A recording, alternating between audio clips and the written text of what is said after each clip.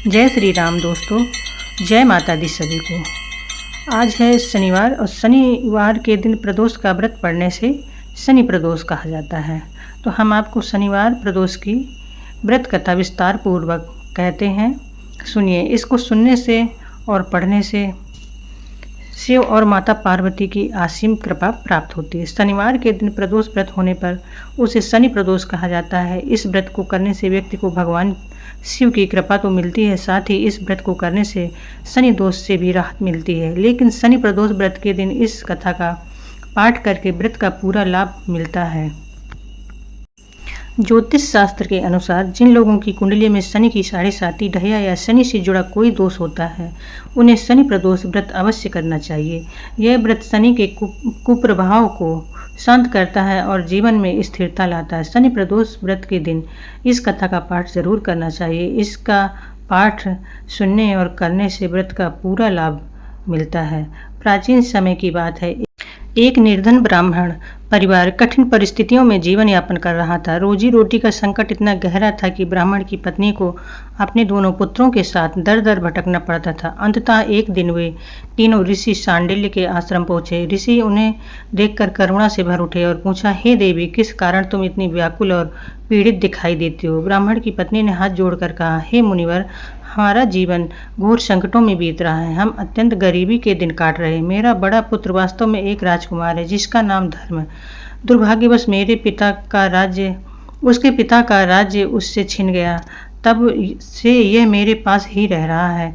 मेरा छोटा पुत्र शुचिव्रत अत्यंत विनम्र और धर्मनिष्ठ बालक है। कृपा करके कोई ऐसा उपाय बताइए जिससे हमारे जीवन में सुख और समृद्धि लौट सके। ऋषि शांडिल्य ने उनकी स्थिति को समझते हुए कहा, हे देवी, तुम शनि प्रदोष व्रत का नियम पूर्वक पालन करो। यह व्रत भगवान शिव को अत्यंत प्रिय है। यह विशेष रूप से शनिवार के दिन आने वाला प्रदोष व्रत अत्यधिक फलदायी होता है।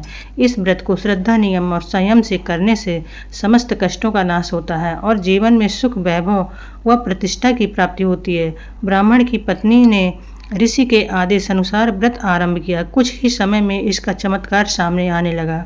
एक दिन छोटा पुत्र शुचिव्रत खेलते खेलते गांव के समीप एक पुराने कुएं के पास गया।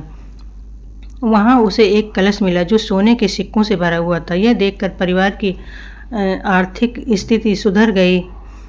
इसी बीच बड़े पुत्र धर्म की भेंट एक दिव्य सौंदर्य वाली कन्या से हुई। वह कन्या एक गंधर्व की पुत्री थी जिसका नाम अंशुमति था और उसके पिता विद्रविक नामक प्रतिष्ठित गंधर्व थे। धर्म और अंशुमति एक दूसरे को देखकर मोहित हो गए। अंशुमति ने धर्म से अपना परिचय दिया और यह बताया कि वह शिव भक्त है और प्रदोष व्रत का पालन करती है। कुछ ही समय में भगवान शिव ने गंधर्व पिता विद्रविक को स्वप्न में आदेश दिया कि वे अपनी पुत्री का विवाह धर्म से करें, क्योंकि वह एक योग्य, धर्मनिष्ठ और शिव भक्त युवक है। विद्रविक ने प्रभु की आज्ञा का पालन किया और धूमधाम से अंशुमति का विवाह धर्म से करवा दिया।